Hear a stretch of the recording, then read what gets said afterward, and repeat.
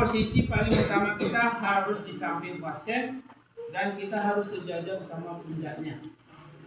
Ya, kita harus sejajar sama pundaknya. Terus yang paling utama tadi danger kita aman seperti dulu, minimal pakai handscoon. Ya, tangan kita kalau ada claiming APD silakan boleh. Terus pasiennya kelentang seperti ini. Kalau tangannya ada seperti ini, kakinya terlipat, kita harus luruskan dulu. Ya. Nah, terus lingkungan sekitar harus clean, harus aman. Ya. Terus baru kita respon pasiennya. Pak, buka matanya Pak. Pak, bangun Pak. Tidak ada respon, tolong panggil bantuan, panggil tim medis, hubungi 119. Sambil menunggu bantuan datang, kita periksa nadi. Periksa nadi yang dekat sama kita, nadi karotis, sambil merasakan hembusan nafasnya, lihat pergerakan dadanya. Nadinya ada, nafasnya nggak ada, kita lakukan nafas buatan. Kalau kita nafas buatan, kita lakukan dari posisi harus sejajar sama kepala pasien. Dengan posisi kita harus posisi head lip, ya, posisi head lip untuk pemberian nafas buatan. Dengan posisi tangan kita satu di frontalisnya, udah, ini bisa kita atur posisinya nanti kepalanya untuk mendengarkan tujuannya. Ya, tangan yang satu lagi menekan pipi kanan kiri untuk membuka mulutnya, jangan lupa ditutup hidungnya. Tiupkan 2 kali. 1, 2, 3, 4, 5, 6. 1, 2, 3, 4, 5, 6. 1, 2, 3, 4, 5, 6. 1, 2, 3, 4, 5, 6. Sampai 5 kali. Ya, 5 kali itu dengan cara nafas buatan. Kita kalau pakai bed mask atau pakai ampul bag, ini oksigen kita sambungkan ke oksigen tabung atau sentral bebas, mana yang tersedia. Ya, kita posisikan ini sambungan ke oksigen sentral, berubah posisi dari atas, jadi di atas kepalanya. Posisi yang dianjurkan posisi jauh keras, ya. Rahangnya kita tarik dengan ke atas biar membuka jalan nafasnya. Oke. Taruhkan sungguhnya, ya. Oke, hidungnya harus tertutup, mulutnya juga harus tertutup rapat, ya. Jangan sampai ada kita menimbulkan celah. Oke. Jadi kita yang ada 5, 2 menekan biar rapat, 3 jari mengangkat rahangnya. Udah, baru kita tiupkan atau pompakan 2 kali sambil menengok dadanya ngembang nggak atau tidak. Ya, bisa diperhatikan. Ada satu lagi di sini.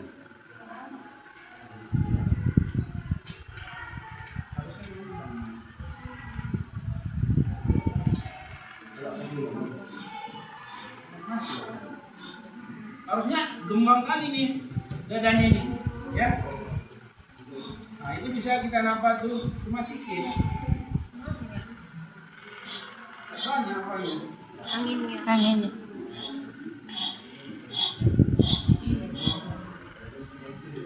Sedikit udara yang masuk. Ada bocor. Ya, harusnya dengan ini kita masukkan, ini dada bakalan ngembang besar. Ya, sambil ngembang dadanya kita nampak. Dan enak kita mumpanya itu pun masuk dia ke parunya 2 kanan kiri ngembang. Nah, tapi harus kita sesuaikan pas kalau pasiennya masih ada nih ceritanya pergerakan dadanya tadi walaupun lemah. Ya, kita harus menyesuaikan kapan dia tarik atau kapan dia buang. Jangan nanti dia buang kita masuk. Belaga taringnya di lari-larinya, ternyata itu terjadi kesalahan, napas yang kita masukkan masuk ke lambung, tiba-tiba besar perutnya dengan secepat-cepatnya. Iya. Kalau perutnya tanpa ada isi, misal makanan nggak ada, minuman nggak ada, sama-sama tinggal nanti kita tekan aja, pasti untuk mengeluarkan airnya keluar dari mulut. Takutnya lambungnya ada isi makanan cairan, muntah pasiennya. Itu mengakibatkan biasanya risiko aspirasi. Disitulah kita nanti bisa jadi salah, membunuh pasien. Kalau terjadi aspirasi, enggak bisa ternyata pasiennya tidak keluar. Jadi pas dia narik, kita tengok ada gerak dadanya, dia lagi buang, dia lagi naik, masukkan. Dia buang, berhenti. Dia mau narik, masukkan. Dibuang, dia lagi narik, masukkan. Itu harus bisa kita ikuti iramanya. Kalau iramanya dari awal sudah salah, pasti nanti bakalan salah seterusnya. Itulah tiba-tiba nanti 2 kali kita beri atau 4 kali, pasiennya udah penuh lambungnya udara, karena udara tadi mengambil posisi yang ada di lambungnya. Yang ada posisi yang tadi di lambung bakalan keluar. Dan nggak maksimal juga target kita ke paru yang mengembang, karena ke lambung nggak maksimal juga caranya gitu. Itu sering terjadi di lapangan. Ya, oke, bisa dipaham? Nah, oke, itu masalah pemberian napas buatan melalui obek ilmas. Ya, itu kasus yang pertama. Ya, masalah nadinya ada, napasnya nggak ada. Yang kedua, nadinya nggak ada, napasnya nggak ada, kita melakukan resusitasi. Ya, tadi udah kita tengokkan, ambil titik lurus, ambil titik tengah, ambil 3 jari dari ulu hatinya titik tengah, ambil sepertiga, nah bagi 3 aja, 1, 2, 3, ambil titik tengah. Ya, posisikan mana yang dominan, taruh. Ini harus sejajar. Tenaga datang dari sini, bukan kayak gini-gini juga nanti. Iya. Bahasan perempuan itu. Iya, Pak. Atau nanti dia gini. Biasanya gini nanti. Ya, bukan. Ini tetap gak ada berubah. Boleh kayak gini, boleh juga seperti ini. Bebas. Ya. Oke, posisi udah oke, kita harus sejajar sama pundak. Kita lakukan dewasa tadi 30 kompresi, 2 napas buatan. Terus kecepatannya 30 kompresinya, 2 napas buatannya kecepatan 100 sampai 120 kali per menit. Kedalaman 5 sampai 6 cm. Kita mulai. 1, 2, 3, 4, 5, 6 sampai 30 kita lakukan ini. Iramanya harus pas. Kedalamannya harus dapat. Bisa dirasakan kedalamannya. Iramanya ini yang paling perlu. Ya, sampai 30. Sudah 30, kita berpindah beri nafas buatan. Ya, lanjut lagi RGP. 1, 2, 3, 4, 5, 6. Ya, sampai 30 lagi kita lakukan.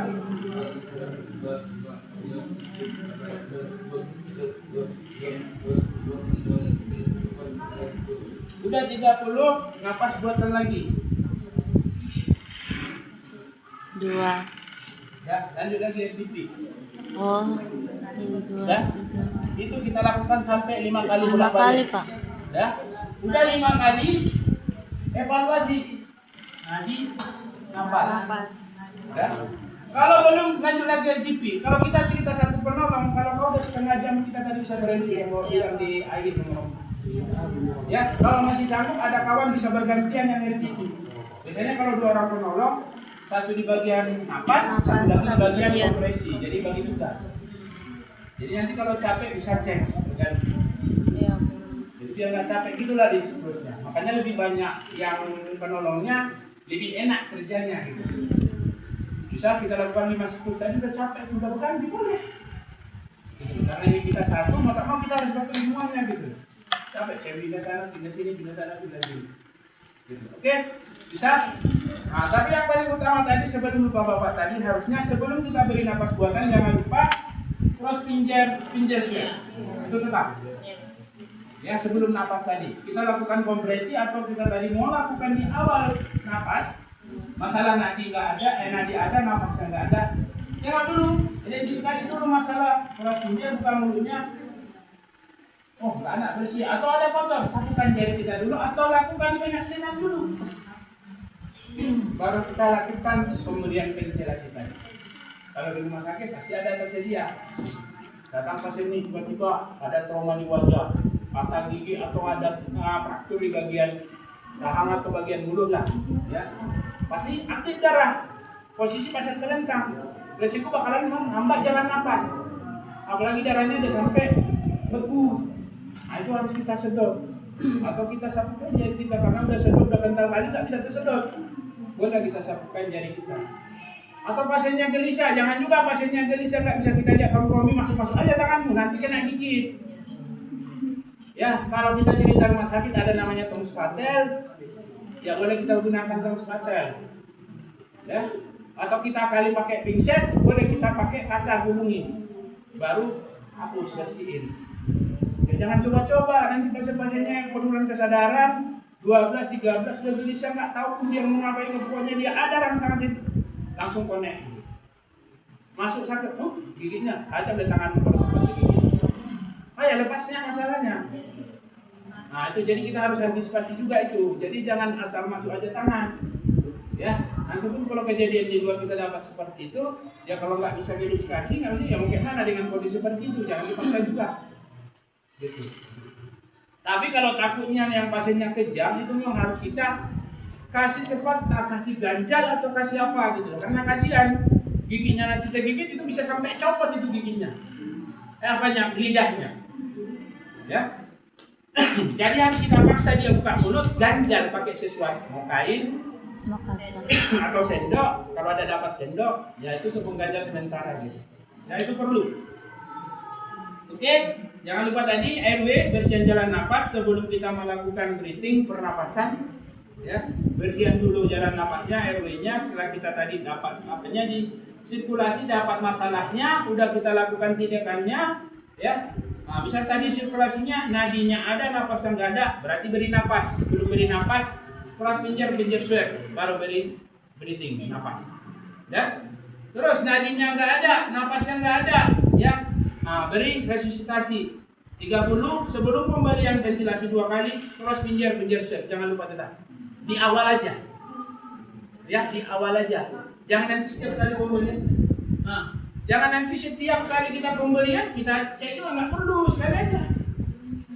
Ya, tapi kalau tadi pasiennya dia ada muka pas tadi kita RGP tadi, ya boleh kita cross pinggir swab lagi atau pakai seksen. Ya, kita dengar suara nih, tiba-tiba suaranya kok jadi garling. Ada suara kumur, berarti ada cairan, segera lakukan seksen. Gitu dia. Ya.